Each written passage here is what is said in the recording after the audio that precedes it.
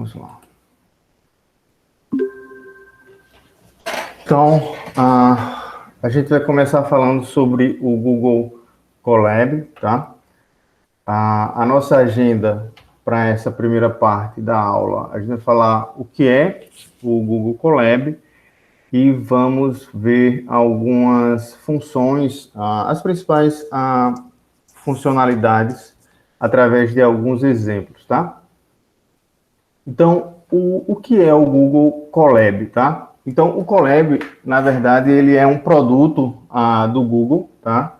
Que ele permite que qualquer pessoa possa escrever e executar código Python através do browser, né? Especialmente, ele foi projetado para rodar algoritmos de machine learning, análise de dados e para educação, né? Então, na verdade, o Colab, ele é um serviço que ele hospeda notebooks do Jupyter, né? Então, ele não requer nenhuma configuração por parte do usuário, tá? E também ele fornece acesso gratuito a recursos como GPU, que hoje são bastante usadas por algoritmos de aprendizagem de máquina, tá? Então, esse texto aqui eu tirei diretamente do site do Google, essa é a descrição deles, mas eu criei aqui uma imagem que eu fiz, que é a minha visão do que é o Google Colab para vocês, tá? Então, a melhor descrição para mim é essa figura que descreve essa arquitetura, tá? Então, o que eu imagino que é o Google Colab? O que vocês vão ver? Na verdade, imagine que você tem um computador virtual, uma máquina virtual na nuvem, tá? Que você tem um sistema de diretório que é virtual também, que é o Google Drive. Você vai colocar os seus arquivos Python dentro do diretório do Google Drive e vai executar eles, vai fazer a escrita e a execução, a edição desses arquivos Python através do Jupyter, certo? Então, que é o Colab, tá? Então, você pode perguntar, qual é a diferença entre o Jupyter e o Colab, então? Na verdade, o Jupyter é um projeto open source no qual o Colab é baseado, tá? Então, você pode imaginar que o Colab, ele é uma versão do Jupyter para rodar na máquina virtual do Google e executar os códigos dentro do diretório do Google Drive. Então, essa é a arquitetura que eu entendo, que eu acho que fica mais fácil para que você compreenda como é que você vai usar. Então, nesse momento que a gente está de trabalho remoto e de aulas remotas por conta da pandemia, eu achei que seria mais viável usar a plataforma do Google Colab para que todos os estudantes tenham o mesmo ambiente para execução dos ritmos da disciplina. E é importante também frisar que muitas empresas estão adotando essa arquitetura para desenvolvimento, tá? Então, isso é a ideia geral do que é o Google Colab, tá? Então, eu falei para vocês que, na verdade, o Colab, ele vai ser uma versão do Jupyter Notebook lá para rodar na máquina virtual do Google. Mas acredito que muitos de vocês não têm conhecimento sobre o que é o Jupyter Notebook, né? Então, aqui está a telinha de como é o Jupyter Notebook padrão, tá? Então, ele é, na verdade, uma aplicação web, certo? De código aberto que permite criar e documentar códigos com o uso de equações, imagens e textos com formatação, certo? O nome Jupyter, ele é formado pelas iniciais das linguagens de programação que o Jupyter Notebook dá suporte, que é Julia, Python e R, certo? Então, para o Google Colab, pelo menos até onde eu tenho conhecimento, ele não roda códigos em R, ele apenas roda código em Python, mas pode ser que tenha alguma versão, alguma coisa que já rode R e eu não vou... pode ser que exista, mas até onde eu sei, eu só consigo rodar códigos em Python. Então, imagine que você tem uma aplicação web onde você escreve código de forma dinâmica e isso é o Jupyter, tá? Então, o Colab é uma adaptação do Jupyter, só que em vez de você estar rodando na sua máquina local, você está rodando ele dentro de uma máquina virtual disponível pelo Google, tá? Então, essa é a definição do Jupyter. Vocês ficaram com alguma dúvida em relação ao conceito do Jupyter ou da máquina virtual do Colab? Não, professor. Tranquilo. Ok, beleza. Então, eu não sei se, como só tinha o Ed Wilson que falou que tinha a conta, todo mundo que tem conta no Gmail, ele automaticamente vai ter direito a uma conta no Colab, tá? Então, eu quero que todo mundo agora acesse esse link, tá? colab.research.google.com e aí vocês vão entrar numa tela que seria essa aqui, ó. colab.research.google. Isso se você já tiver logado com a sua conta do Gmail, né? Eu fico com o meu login do Gmail salvo, então ele automaticamente já fez a autenticação. Então, a primeira tela que ele vai aparecer é essa tela aqui, tá? Então, por enquanto, eu quero que vocês não façam nada dentro do ambiente do Colab para eu poder terminar essa primeira parte da aula para vocês configurarem o Colab de vocês, tá? Então, voltando aqui. Para quem quiser, eu coloquei o link nos comentários para clicar. Você quer que eu coloque o link nos comentários? Não, para quem quiser, eu já coloquei. Tá, ok, obrigado. Ok. Então, o que é que a gente vai ver aqui como exercício, eu vou mostrar aqui para vocês, e depois, quando terminar essa apresentação, eu quero que vocês repliquem esses exercícios aqui como um aquecimento antes da nossa aula de Python, tá? Então, a gente vai ver aqui como criar um notebook. O que é um notebook? Um notebook é a página do Jupyter Notebook com o código em Python e os comentários. Então, o nome desse arquivo é chamado de notebook, tá? Então, vocês vão criar um notebook, vão ver como acessar um notebook que foi salvo anteriormente no Google Drive, tá? Se eu só mostrar aqui para vocês, quando vocês criarem, eu vou acessar aqui o meu Google Drive. Então, se você acessando o seu Google Drive, aqui em Meu Drive, você vai ter uma subpasta chamada Colab Notebooks, que são os arquivos que você vai criar dentro do Colab, ou vai colocar aqui dentro, tá? Então, a extensão dele é IPYNB, tá? Então, você não precisa se preocupar, porque ele gera autorização, tá? Então, deixa eu voltar aqui para o Colab. Então, vocês vão ver como acessar um notebook anteriormente salvo no Google Drive, inserindo um arquivo dentro da máquina virtual, tá? Lembrando que o Google Colab, ele vai ser uma versão do Jupyter, e o Jupyter é um serviço web para edição de código Python e documentação. Então, você está rodando esse aplicação web dentro de uma máquina. Então, você às vezes vai querer colocar um arquivo naquela máquina, e aí você vai ver como fazer isso aqui, tá? Entendendo rapidamente os tipos de células que existem, vocês vão ver que o Jupyter ele é organizado em células, e a gente tem dois tipos de célula, que é o código e texto, tá?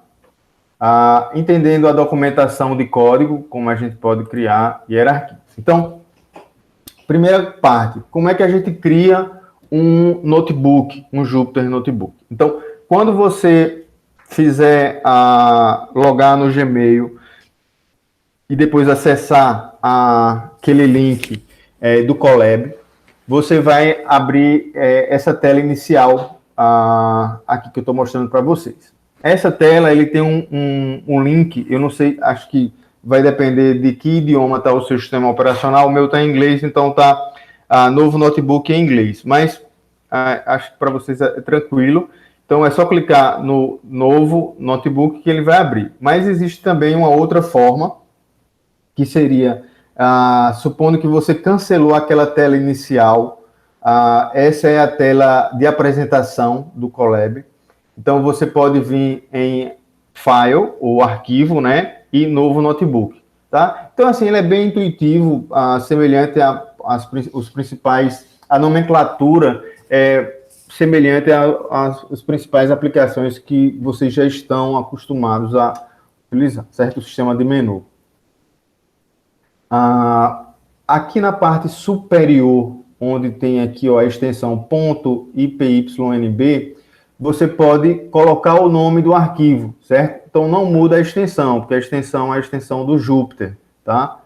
Então você pode modificar aqui, ele vem com um não nomeado, não titulado, né? 0. a extensão. Então você só coloca o nome do arquivo que você quer, tá? Então, quando você abrir aquela tela, acessar novamente em outro momento o seu Colab, ele vai novamente aparecer essa tela inicial, tá? Que ela tem, abre nessa guia de recentes, para você dizer qual é o arquivo que você quer abrir. Então, a primeira forma de acessar um notebook é por essa tela dos recentes, que é a primeira tela que você vai acessar no Colab. Você pode clicar no arquivo inicial, quando você clicar, ele vai abrir diretamente dentro do Colab. Ou então, você pode acessar o seu Google Drive, dentro da subpasta Colab Notebooks, dentro de meu Drive, vai ter a lista de arquivos que você possui do Google Colab. Você pode dar 2 cliques e pedir para abrir com o Colab, e ele vai abrir. Então, você tem essas duas possibilidades, tá? Outra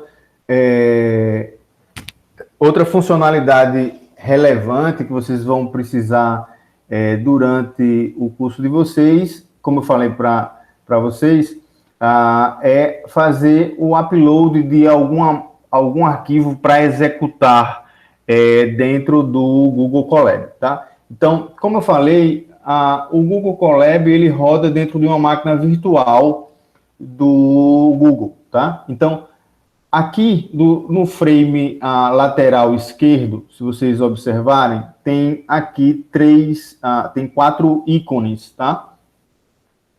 Eu vou falar um pouquinho sobre cada um desses ícones, mas o primeiro deles aqui, ou o último deles, é uma pasta que vai mostrar quais são os diretórios da sua máquina virtual. Então, é uma estrutura de diretório baseado no Linux, tá? Então, pela nomenclatura, você consegue perceber que é um sistema operacional baseado no Linux, da máquina virtual. A pasta onde o seu Google Colab consegue ler os arquivos é essa pasta.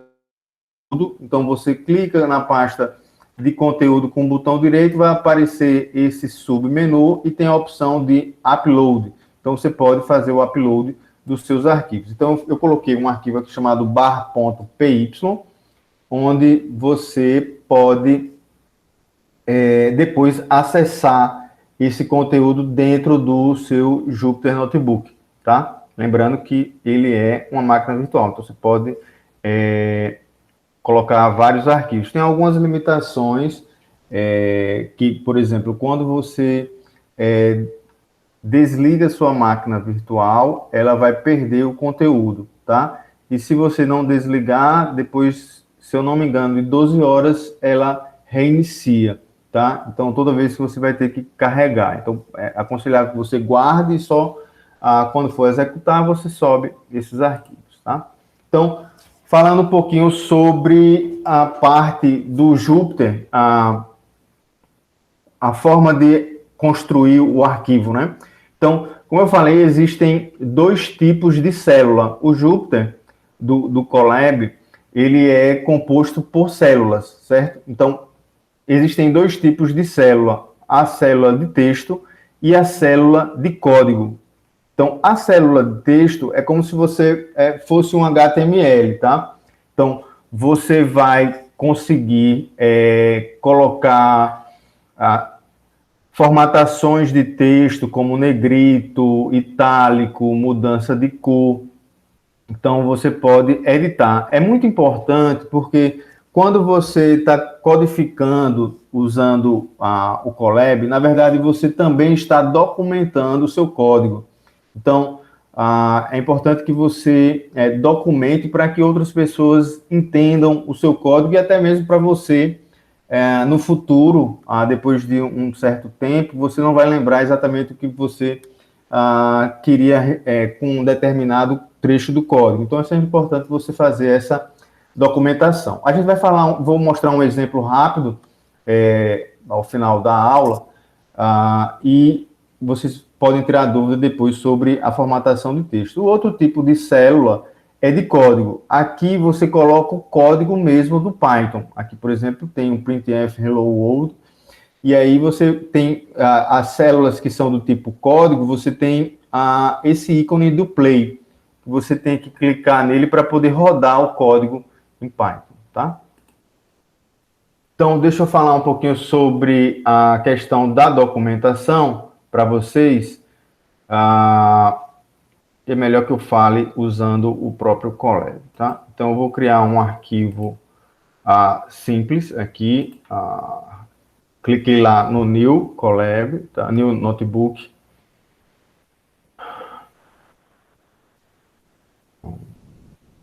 Então, essa é a tela principal dele. Então, aqui em cima, como eu falei, tem acho que é melhor dar um zoom, talvez fique melhor para vocês visualizarem. Então, no frame superior tem o nome do notebook. Então, eu vou colocar aqui aula 01, ok. Talvez já tenha essa aula 01 lá no meu drive. Então, eu vou dar um ok e dou um enter. Ele tem 2 frames principais, tá? Então, ele tem esse frame principal aqui, onde você vai criar e vai construir o seu código com os 2 tipos de célula, ó, tá vendo? Uma de código e uma de texto. E nesse frame lateral esquerdo aqui, você tem tabela de conteúdo, que é como semelhante àquele sumário que nós temos quando a gente cria um documento, para poder facilitar a navegação do documento em tópicos. Então, eu vou criar isso aqui para mostrar a vocês.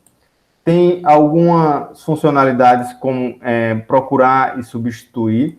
Tem algumas outras funcionalidades para adicionar códigos pré-disponibilizados, digamos assim, pré-codificados, certo? Eu nunca uso isso, mas é provável que em algum momento eu vou usar e vocês também, tá? Então, existem algumas funcionalidades que são muito comuns, como, por exemplo, abrir um arquivo do GitHub, ou abrir um arquivo do Google Drive. Então, ele já tem esse trecho de código pronto para que você possa, certo? Então, depois vocês podem analisar e procurar, deve ter bastante documentação. E aqui, por fim, tem aquela parte que eu falei para vocês, que observe que ele está mostrando aqui, ó, conectando o sistema de arquivos. Aqui em cima, ó, tá vendo que ele está inicializando. Agora ele inicializou a máquina virtual. Até esse momento, eu não tinha instanciado a minha máquina virtual, tá? Então eu estava só vendo o documento, mas eu não estava conectado à minha máquina virtual. Então, aqui estava um botãozinho de Connect. Então, quando ele conecta, observe que ele tem aqui as informações de RAM e de disco. Se você passar aqui o mouse, ele vai dizer, ó, eu estou usando 0,77 GB de 12,72. Então, ele dá para a sua máquina virtual uma memória RAM de 12 GB e mais de aproximadamente 100 GB de armazenamento, tá? Então, aqui ó, tem uma estrutura de diretórios aqui em cima que você vai conseguir navegar nos diretórios da máquina virtual. Então, você pode instalar um programa dentro da sua máquina virtual. E aqui nessa parte de conteúdo que eu falei para vocês, é o diretório onde o seu Google, onde o seu notebook consegue ler os arquivos. Então, por exemplo, eu posso clicar aqui nesses 3 pontinhos, vai vir esse submenu com upload e vou selecionar aqui um arquivo Python que eu já tenho na minha máquina.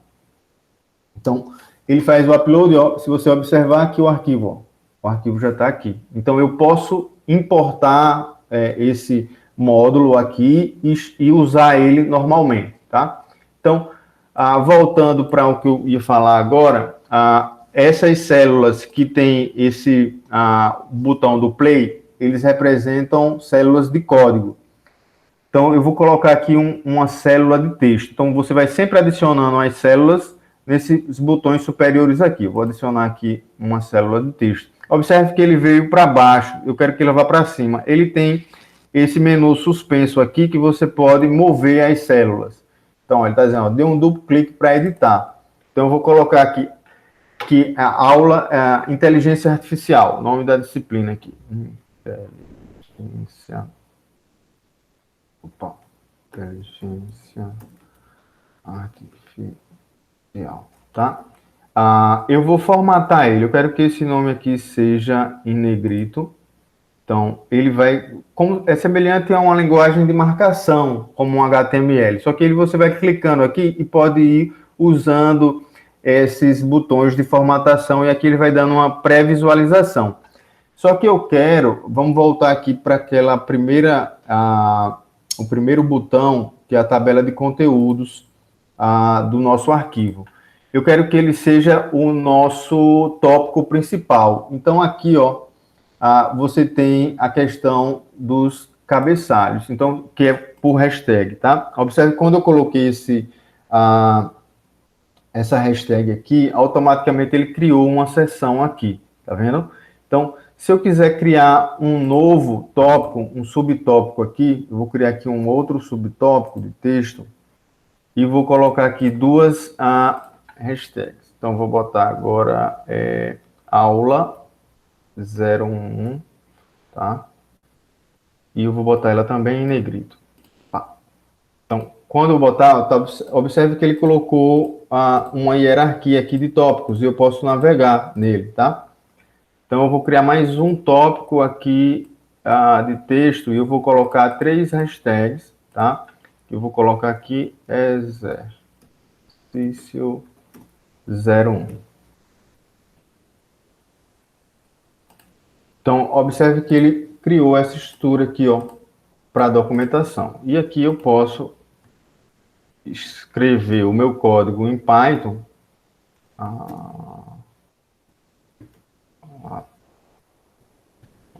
E executar.